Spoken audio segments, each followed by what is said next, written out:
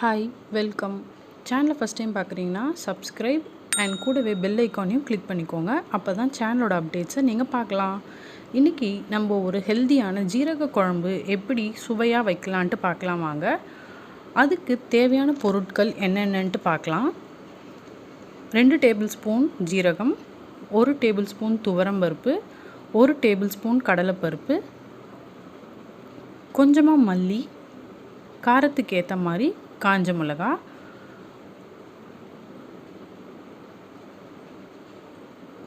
ஒரு 2 கை அளவு பூண்டு. இதில் எவ்வளோ நிறையா பூண்டு சேர்த்துக்கிறீங்களோ அவ்வளோ நல்லாயிருக்கும். சரி, இப்போ எப்படி செய்யலான்ட்டு பார்க்கலாம் வாங்க. ஒரு கடாயில் எண்ணெய் சேர்த்து ஃபஸ்ட்டு ஜீரகத்தை சேர்த்து நல்லா வறுத்துக்கலாம். ஜீரகம் நல்லா வாசனை வறுக்க நல்லா வாசனை கொடுக்கும். வாசனை வர வரைக்கும் நல்லா வறுத்துக்கோங்க.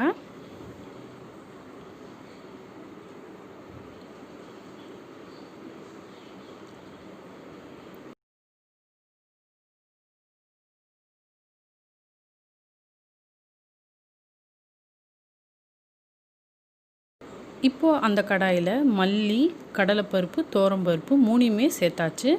இப்போ மிளகாயும் சேர்த்துடலாம். சேர்த்து நல்லா வறுத்துக்கோங்க.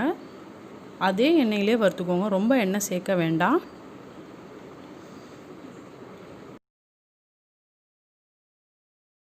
கொஞ்சம் நல்லா ஃப்ரை ஆகட்டும், கலர் சேஞ்ச் ஆகட்டும், அது வரைக்கும் நம்ம ஃப்ரை பண்ணலாம். ரொம்பவே ஒரு ஈஸியான குழம்பு. பாருங்கள், இந்த அளவு இந்த கலர் சேஞ்ச் ஆகிற வரைக்கும் ஃப்ரை பண்ணியாச்சு. இப்போது ஒரு கடாயில் ஒரு 3 டேபிள் ஸ்பூன் எண்ணெய் சேர்த்து கடுகு சேர்த்தாச்சு. கடுகு நல்லா பொரிக்கட்டும். கடுகு நல்லா பொரிச்சதுக்கப்புறமா நம்ம பூண்டு சேர்த்துடலாம். பூண்டு கொஞ்சம் கலர் சேஞ்ச் ஆகிற வரைக்கும் நல்லா ஃப்ரை பண்ணலாம். எவ்வளோ பூண்டு சேர்த்துக்கிறீங்களோ அவ்வளோ நல்லாயிருக்கும், குழம்பு நல்லா சுவையாக இருக்கும். கண்டிப்பாக இது 1 வீக் வரைக்கும் நீங்கள் ரெஃப்ரிஜரேட் பண்ணலாம், நல்லாயிருக்கும்.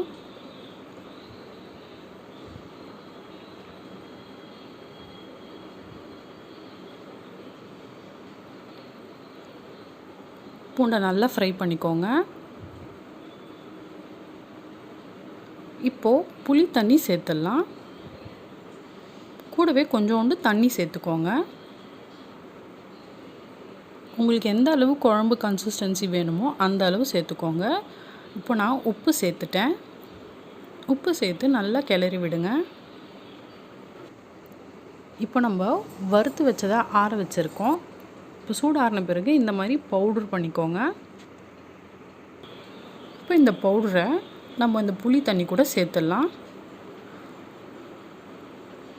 கட்டி கட்டாமல் நல்லா கலந்து விடுங்க.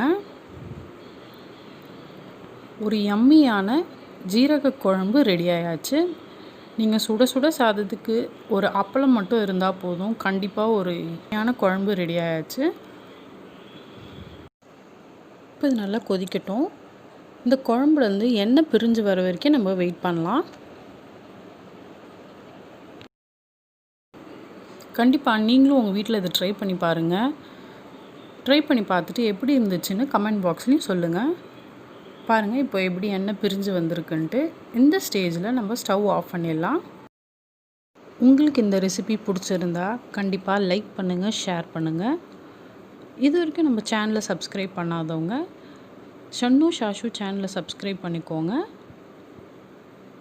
பக்கத்தில் இருக்க பெல் ஐக்கானையும் கிளிக் பண்ணிக்கோங்க. தேங்க்யூ.